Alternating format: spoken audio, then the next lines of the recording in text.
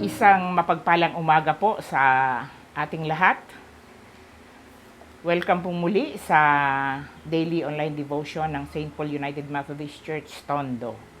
Isang kagalakan muli na tayo po ay magkakasama-sama sa gawain ng pag-aaral ng salita ng Diyos sa ikalalago ng ating pananampalataya. So bago po ako magpatuloy, samahan niyo po muna ako sa maikling panalangin. O aming amang makapangyarihan sa lahat, salamat po sa panibagong araw na ipinagkaloob niyo po sa buhay ng bawat isa sa amin. Salamat po sa pagkakataong ito na kami ay makapag-aaral ng iyong mga salita na sa unang oras ng araw na ito, ikaw ay aming makatagpo. At nawa, Panginoon, ang araw na ito ay maging pagpapala sa buhay ng bawat isa sa amin. Tulungan niyo po kami na sa mga salitang aming maririnig, ito po, o Panginoon, ay tumimo sa aming mga puso, maitanim namin sa aming isip na tunay nga po, Panginoon, na Ikaw ang Diyos na makapangyarihan sa lahat na dapat po naming inuuna sa aming buhay, na maibigay po namin ang aming buong pusong pagtitiwala sa iyo na aming Panginoon. Hiling ko po na buksan mo ang aming puso't isipan at bigyan mo kami ng malawak na pangunawa sa umagang ito at maramdaman namin ang iyong presensya habang pinakikinggan namin ang salita ng buhay na siyang magbibigay kalakasan sa buhay ng bawat isa sa amin. Ito po ang aking samot dalangin sa pangalan ni Jesus. Amen. Okay, good morning po. Sa umaga pong ito, ang ating aralin ay matatagpuan sa aklat na Unang Samuel, Kabanatang 16, talatang 1 hanggang 13. Pero isa lang pong talata ang aking naisbasahin sa inyo, ang talatang 7, na ito po ang nais kong bigyan natin ng diin. Dahil ito po yung nagrema sa akin. Dito po sa 1 Samuel, chapter 16, ito po ay isang kwento na kung saan inihayag ang pagkakapili ni Yahweh kay David. At sa kanya pong buhay, makikita po natin bakit kaya siya pinili ng ating Panginoon. So, basahin ko po sa inyo yung talatang 7.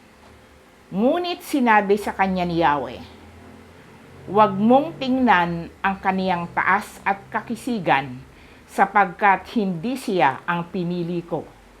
Si Yahweh hindi tumitingin ng katulad ng pagtingin ng tao.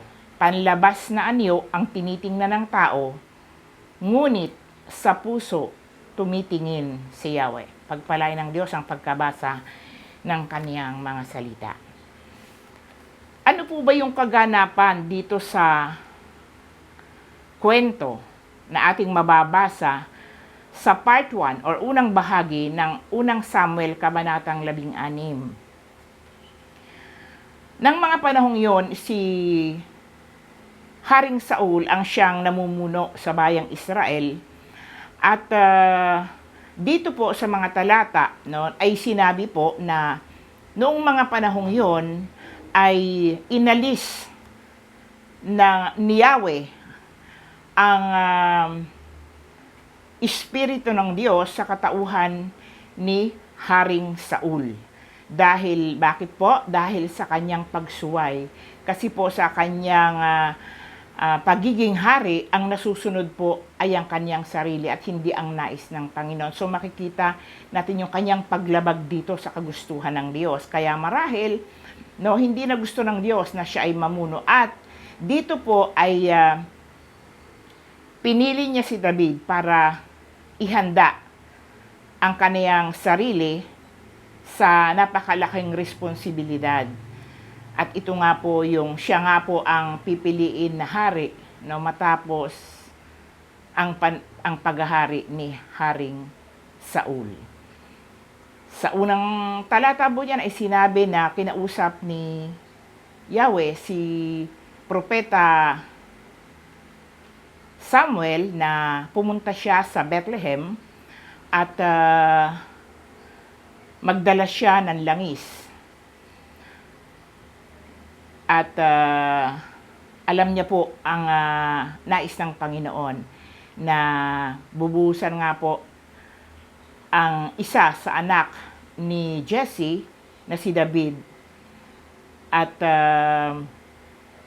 sa una po ay nagkaroon siya ng takot, pangamba, na ang sabi niya kay Yahweh, natatakot po ako na baka pag nalaman ni Haring Saul yung aking pakay, ako po ay kanyang patayin. Pero sinabi sa kanya ni Yahweh na magdala ka ng isang dumalagang tupa ay ng baka at sabihin mong ihahandog kay Yahweh. So, sumunod po si Samuel sa pinag-utos ng ating Panginoon. At doon nga po siyang pumunta sa Bethlehem, sinalubong siya ng matatandang pinuno ng bayan. At ang sabi po sa kanya, sa ikabubuti ba namin ang iyong pagparito? Ang sabi po ni Samuel ay, oo, no? Narito ako para maghandog sa kay Yahweh. Ihanda niyo ang inyong mga sarili at samahan niyo ako sa paghahandog. At pinuntahan niya po si Jesse at kanya din pong inanyayahan at sinabi pong isama mo ang iyong mga anak at kasama kayo sa gagawing paghahandog. At noon nga pong araw na yon, nang dumating ang unang anak o panganay na anak na lalaki ni Jesse na si Eliab, nakita niya po rito, no, sa katauhan ni Eliab, yung kakisigan, no, maganda ang pangangatawan, mataas. Kaya naisip po ni Samuel na maaring siya na yung pipiliin ng Panginoon. Pero dahil nabasa ng Panginoon, no, alam po natin sa Panginoon, wala po tayong maililihim, alam niya yung takbo ng ating puso, ng ating isip, kaya alam niya na yun ang inisip ni Samuel. Pero ang sabi niya po, hindi siya, no? Hindi siya ang aking pinili. Ang sabi niya po nga ay itong binasa natin sa verse 7. Sinabi ni Yahweh, huwag mong tingnan ang kaniyang taas at kakisigan sapagkat hindi siya ang pinili ko. Si Yahweh hindi tumitingin ng katulad ng pagtingin ng tao, panlabas na anyo ang tinitingnan ng tao, ngunit sa puso tumitingin si Yahweh. So dahil hindi nga po siya napili, tinawag ni Jesse ang susunod niyang anak na si Abinadab. Dumaan siya sa harapan ni Samuel pero hindi rin po siya ang pinili. Ang pangatlo, si Sama. At ganun din po, hindi rin po siya pinili. Isa-isang tinawag ni Samuel ang mga anak ni Jacob, yung 7, no? Tinawag po niya. Pero isa sa kanila ay walang napili. Kaya't naitanong po ni Samuel kay Jesse, meron ka pa bang anak na wala rito? Kahit sinagot po siya ni Jesse, meron, ang aking bunsong anak. At siya po ay nagpapastol ng tupa.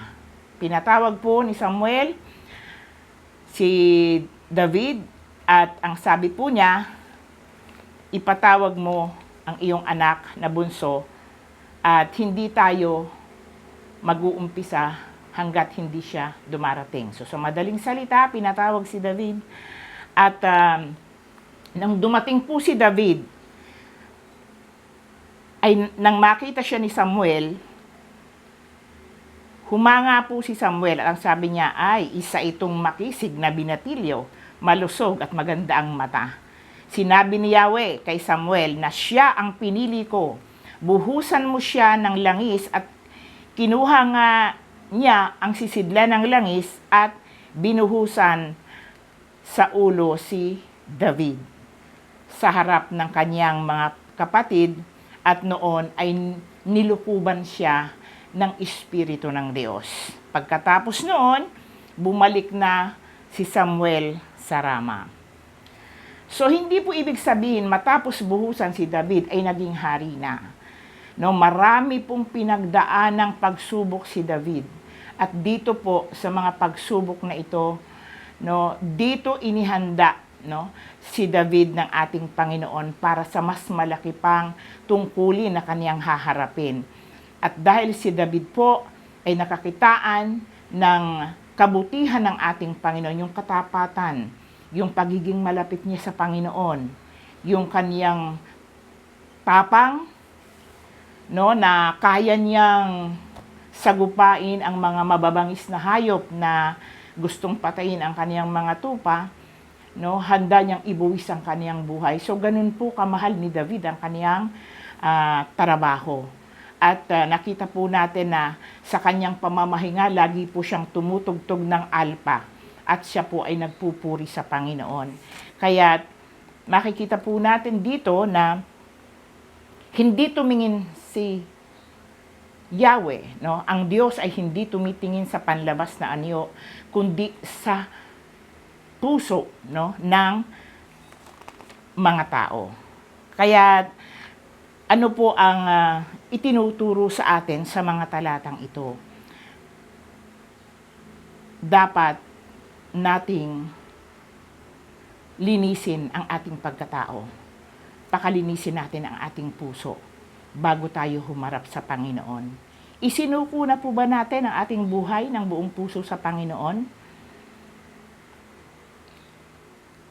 Kung ang tinitingnan ng Diyos ay ang laman ng ating puso, dapat bilang mananampalataya, totoo ang paglapit natin sa Panginoon. Totoo na tunay ang ating pagsisisi. Kung taos-puso ang iyong ginagawang paglilingkod at paggawa ng mabuti sa ating kapwa, no? Kung ginagawa po natin ang lahat ng bagay nito out of love, no? Ginagawa natin ito ng may pag-ibig, ay bagay na ikatutuwa ng ating Panginoon. Kaya tayo po ay dapat magpakatotoo sa Panginoon. Alam niya po ang ating iniisip, alam niya yung layunin natin sa paggawa ng kung anumang bagay. Wala po tayong maitatago sa Panginoon, kaya lagi po nating iisipin na sa bawat ginagawa natin, no, dahil ito'y nakikita ng Diyos, dapat ito'y nagbibigay kaluguran sa ating Panginoon. At alam po natin na pag ang buhay po natin ay buong puso natin isinuko sa Panginoon at ginagawa niya na po natin ang lahat ng bagay na nais ng Panginoon, makakaasa po tayo na tayo kanyang pagpapalain, sasamahan niya tayo at iingatan niya tayo sa lahat ng ating mga ginagawa, sa lahat ng ating adhikain, tayo ay kanyang pagtatagumpayin. So hindi porke maganda ang iyong anyo, hindi porke mataas ang iyong pinag-aralan, umalayo ang iyong narating, no?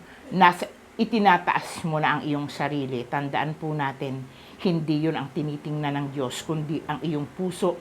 Kung ang paglapit mo sa Panginoon ay may katapatan at malinis ang ating puso, may aasahan kang mabuti sa Panginoon at ilalagay ka niya sa gawaing makapagbibigay sa Kanya ng kapurihan. At nakasisiguro tayo na tayo'y pagpapalain sa lahat ng aspeto ng ating pamumuhay. Gaya ni David, isang simpleng pastol, no, isang simpleng pamumuhay meron si David, pero siya'y pinili ng Panginoon para mamuno sa bayang Israel. Pero bago mangyari yon, maraming gagawing pagsubok ang Panginoon. Susubukin ang kakayahan, susubukin ka sa maraming bagay kung tunay ka nga, no, na may pagmamahal sa Panginoon. Kaya tayo po bilang mananampalataya, lagi po nating tatandaan na sa bawat ginagawa natin, ang Diyos ay nakatingin. At sana po sa bawat ginagawa po natin, ito ay magbigay lugod sa Panginoon, sapagkat alam ko po na tayo lang ang inaasahan ng Panginoon sa kaniyang mga gawain. Yung pinasimulan niyang gawain, tayo po ang magpapatuloy noon. Tayo po ang kanyang inaasahan. Kaya nga po lahat tayo ay mayroong layunin sa buhay na ito. Hindi po tayo naririto para tumanggap ng biyaya, kundi bigyan po natin ng pagpapahalaga ang ginawa ng Diyos sa buhay natin at kung paano tayo iniibig ng Panginoon, ganun din po natin iibigin ang ating kapwa. kung paano tayo pinatawad ng Panginoon, ganun din po ang pagpapatawad natin sa ating kapwa. At hilingin po natin sa ating Panginoon na sa ating paglilingkod na ito ay patuloy tayo na maglingkod ng may katapatan at ipaglingkod po natin ang ating buhay ng buong puso sapagkat alam natin sa Kanya nanggagaling ang lahat ng bagay na ating kailangan upang tayo ay mabuhay. So tayo po ay manalangin. Panginoon, salamat sa iyong pagmamahal na lagi mo kaming pinapaalalahanan sa pamamagitan ng iyong mga salita. Totoo nga po, Panginoon, na minsan nakagagawa kami ng mga bagay na hindi kanais-nais sa iyong banal na harapan. Madalas sinusunod namin ang aming mga nais at nakakalimutan namin, Panginoon, na itong buhay na ito, Panginoon, ay hiram lamang sa iyo at nais mo itong gamitin sa paraang nais mo. Dakilang Diyos, patawarin mo kami sa aming mga pagkukulang, sa aming pagkakasala.